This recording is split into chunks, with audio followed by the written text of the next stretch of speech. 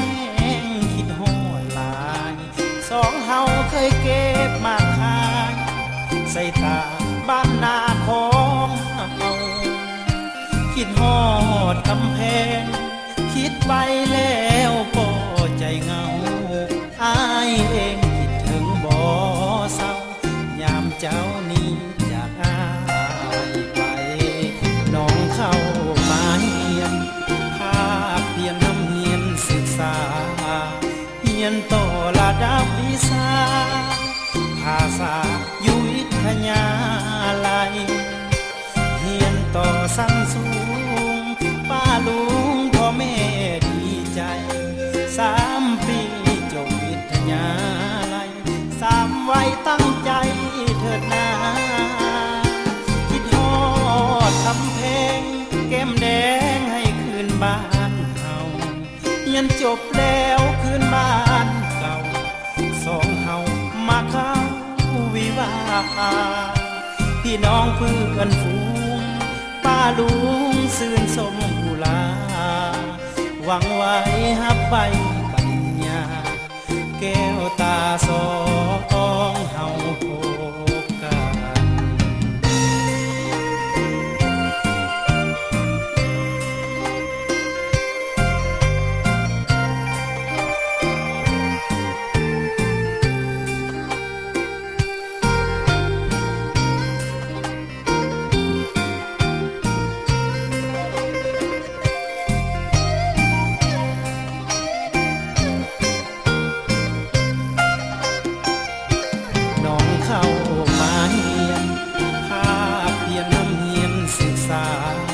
เฮียนต่อระดับวิชา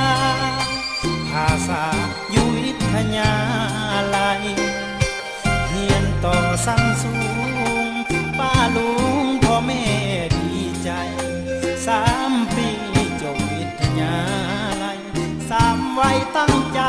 เถิดนาคิดฮอดคำเพลงแก้มแดงให้คืนบ้านเฮาเฮียนจบแล้วคืนบ้านเก่าสองเฮามาเข้าวิวาพี่น้องเพื่อนฝูงป้าลุงซื่นสมกุลาหวังไว้ฮับใบปัญญาแก้วตาสองเฮาพ